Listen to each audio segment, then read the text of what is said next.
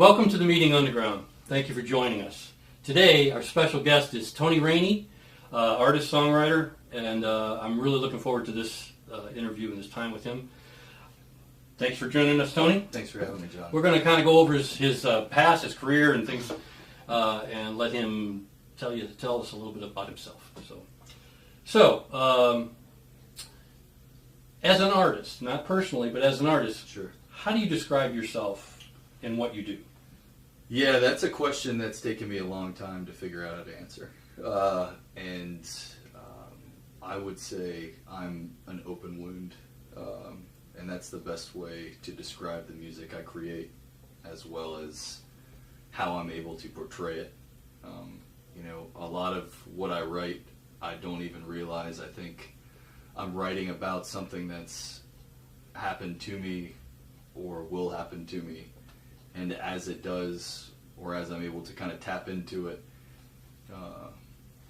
it really brings out a lot of emotion that maybe I don't normally let out, and I compartmentalize a lot.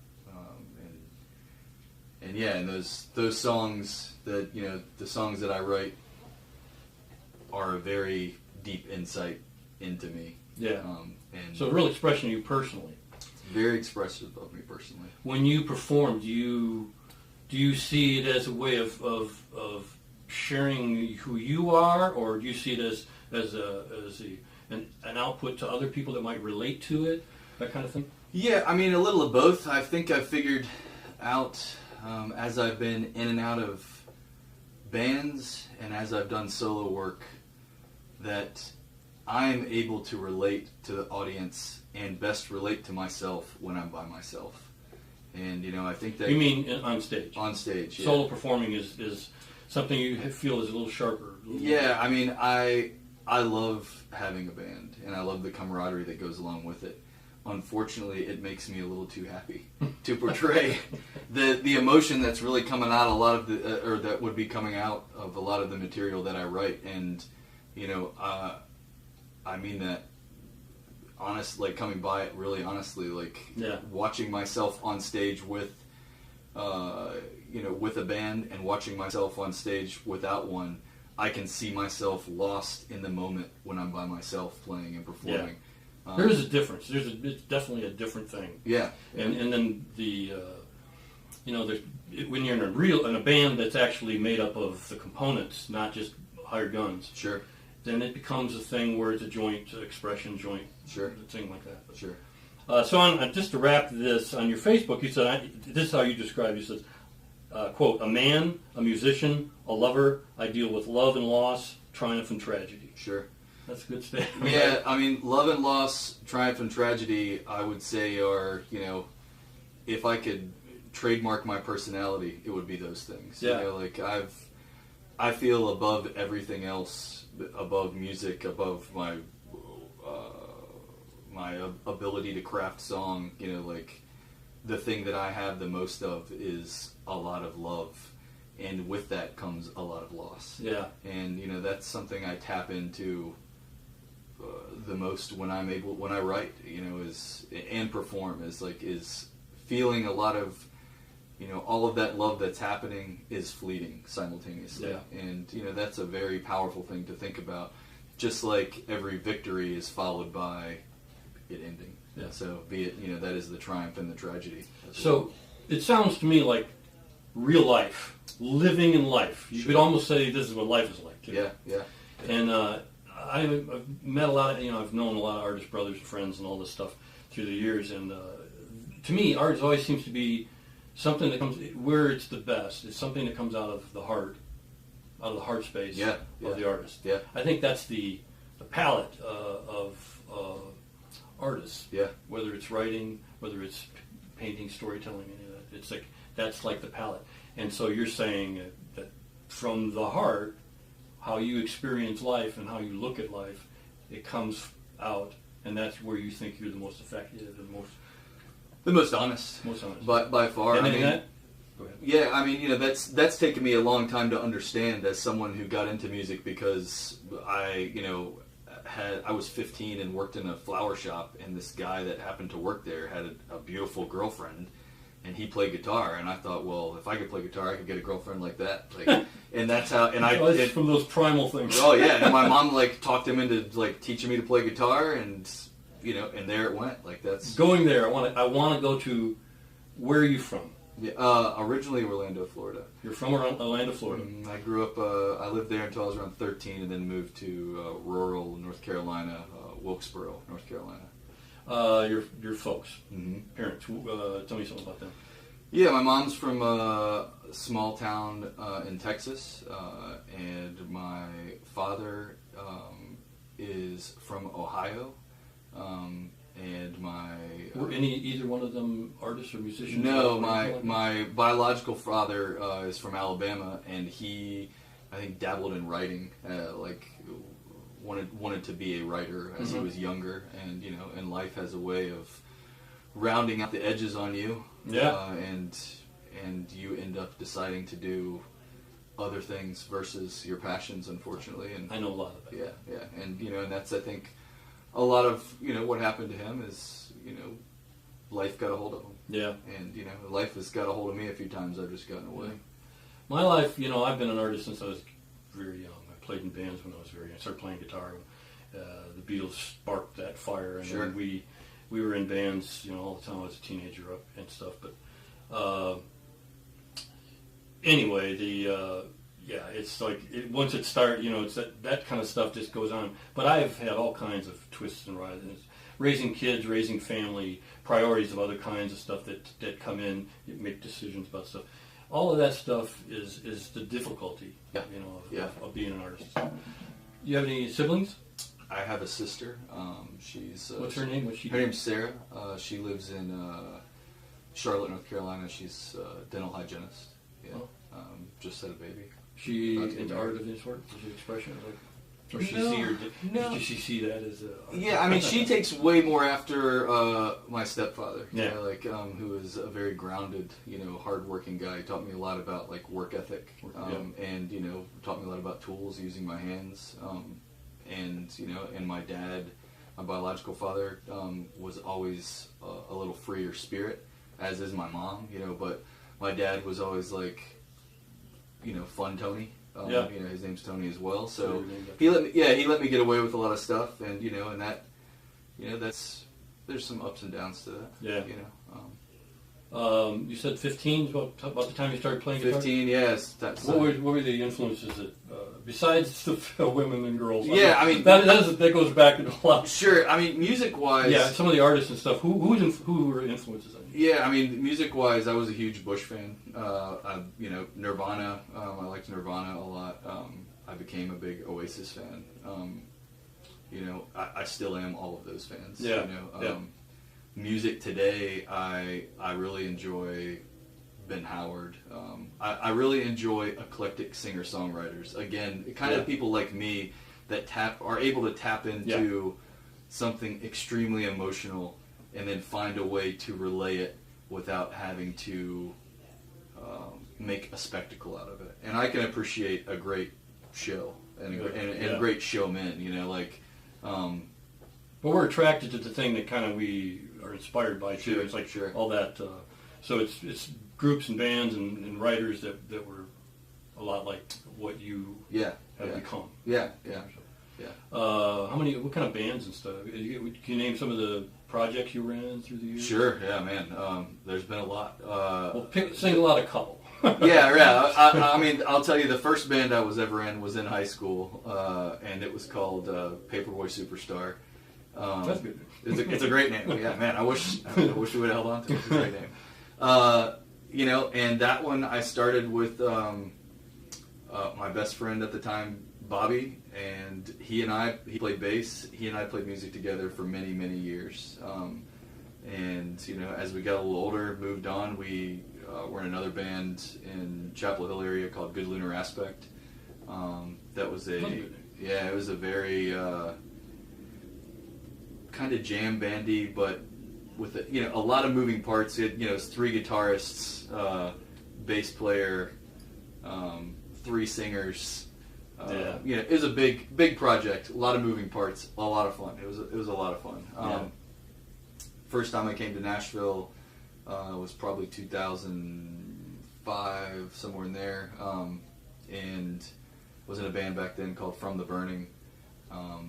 That was, kind of the first attempt of me getting into what I do now. I feel is, it was me trying to find a way to emit a little more emotion from myself in my songwriting, and less of me writing songs that I just felt were appealing. Right. And unfortunately, there were a lot of drinking, a lot of drugs, and a lot of personality in that band, and it didn't last, and we all split up and we ended up moving away. Yeah. I got married for a time, moved out of Nashville. I didn't pick up my guitar when I left that time for probably around 8 years. I think I did one. So what did you do? You just I just quit. took up a job and you just Started collecting guns. Oh, yeah. I got really into Russian firearms, and I didn't really care about music for a long time. I didn't buy music. I didn't listen to music, and it took me kind of one day waking up from kind of that dream of what was I doing, and as I said earlier, I think kind of life got a hold of me, and and it just wanted me to. Well, when my first encounter with Tony was my son Ryan, who's a musician himself, had told me that you were in Florida at the time, I believe, and you were coming to Nashville. Mm-hmm. And when you came, I went and saw you guys twice as Three Up. Mm-hmm. Saw you at the Fond Objects downtown. Yeah. And then I saw you at the Bowery Vault. Bowery Vault show. Yeah. That was a great performance. Yeah. I was really intrigued by their sound of the group, which was reminiscent to me of Pink Floyd, that kind of a thing. Pink Floyd, very atmospheric, very emotional mood and time shifts, that kind of stuff. I really liked it a lot. High praise, thank you. And then I saw you in you were in with the Floridians, and they were doing they had a name that they were using. Oh, we were called Silas Quinn. Yeah, and that was explain. Yeah, why. that was Silas Quinn was a secret project I was working on. It was going to be two characters. One of them was going to be Quentin from Jaws, and he wrote songs that were only about the shark and in the sea. Yeah. And the other person was going to be Silas, who was going to be this other made up character, and it would be a duo, and they would back each other up singing about their life stories of whatever they did. It was just going to be a fun project, but Floridian Slim wasn't necessarily ready to be Floridian Slim for their first show, and wanted to have an outing where we could feel comfortable without having to worry about making mistakes. Trial run type. Yeah, so we just took up the Silas Quinn name for a show. All right. Quickly, now you had a release in 2016, Soft and Dirty. Yeah. Give us a little bit about that, and then we're going to move into performance. You're going to play something. Sure. So Soft and Dirty was an album that I did with Zach Gresham of the Mute Group, formerly of Umbrella Tree, and Zach and I have worked together since. I've known Zach my entire since I was a kid. So 15, 16. And he's done all of my recordings, and all the production for me, all the engineering for me. He's, a godsend of a human, in my opinion. He's an amazing guy. Is Soft and Dirty available online? Soft and Dirty's on Spotify. It's on iTunes. And it was done. Soft and Dirty under your name? Under Tony Raney, yeah. They can find it where? On Spotify, on iTunes. Check it out. It is early works. It's something we recorded in, I never get it right, but we're going to call it 2003. Yeah. And, it was recorded on a Fostex VF-160, which was top shit back then.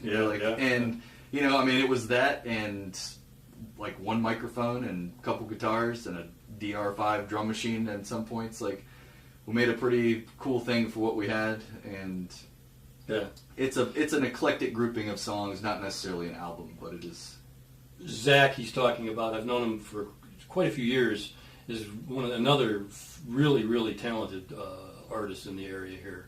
He and my son Ryan have done a number of things together. I'm having Ryan on in a couple weeks, and he's going to talk about Umbrella Tree. Yeah. Umbrella Tree was one of the best bands. Agreed. Just one of the very best bands in all of the area. And well, we're going to be talking more about it in a future episode. So, tell us a little about, what's the name of the song you're going to play today? So, the song we're playing today is called Sidereal. Sidereal. Tell a little bit about that, and then we're going to show you a performance by Tony. Yeah, Sidereal is about, being in love with someone and realizing that that person is constantly pushing you and then pulling you back. And not being able to realize that until it's too late. Yeah. Sidereal is the meaning of, is the distance between two stars, and I look at, which I think is a great word. It is a great word. Zach gave me that word. Like, it's another Zach thing. Yeah. And I just find it fascinating to think about. I'm very into intertwined fates and whatnot of people, and and relationships and love are one that I'm super fascinated by, and emotion. So, well, I really appreciate you being here. John, I really appreciate it. Yeah. We're going to have Tony back next week, and we're going to do we're going to continue on our conversation, but we're also going to have a discussion about the struggle of the artist, the struggle of art. And I really wanted to have this conversation with Tony, because I know that he's been through a lot of the things that the artist goes through, and it's a good. We really like to talk about the philosophy and the role. Like we did a couple episodes on the role of art in culture and in our personal lives. But we're going to have him back. But now we're going to see a performance. I want to thank you for joining us on the Meeting Underground. If you're listening to us as a podcast, you can look right down in the notes and you can click right on the link to the vidcast. We do it as a vidcast and a podcast. If you're watching the vidcast, you can also click and go right to the podcast, the audio version, video version. We thank you for joining us, and I appreciate your support. Here's Tony, Sidereal.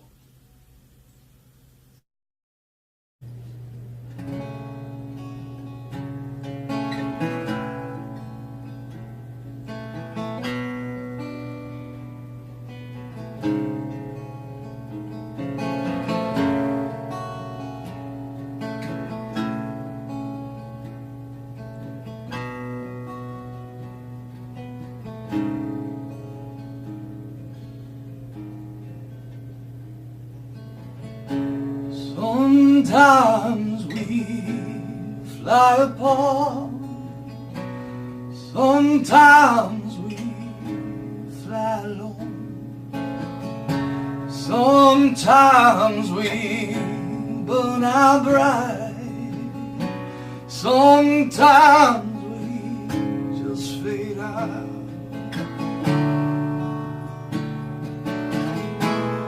Don't you wanna fade out?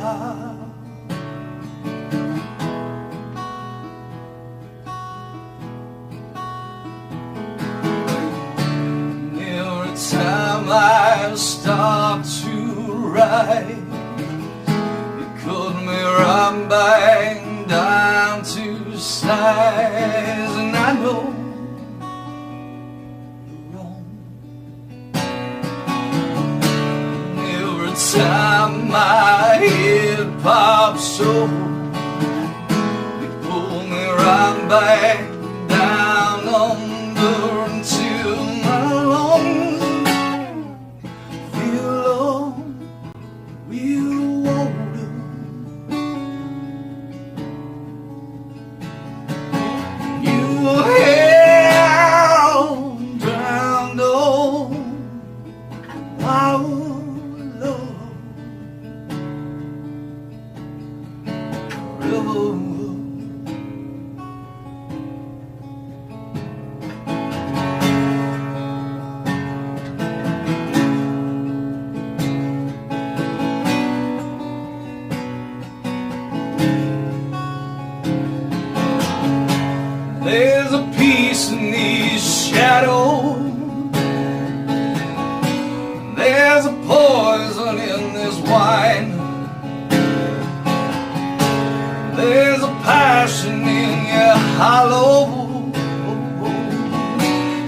days I turned my